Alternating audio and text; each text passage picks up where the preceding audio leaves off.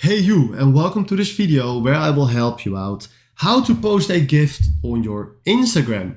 And we will do that by our story. So if you tap on the plus icon and then tap on story, and we tap left in the bottom to select a picture, and we tap our famous pen again, we can add a GIF very easily to this story. So now if I tap on the sticker icon and from here tap on the search bar, you will already see a lot of GIFs that we can use. Now I want to use a motivation GIF, and if I search for that, you will see a lot of motivation GIFs or GIFs if they will load.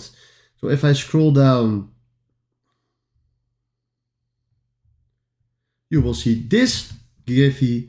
And now if I want to get this one bigger, hold my finger to put it somewhere, and we do your story.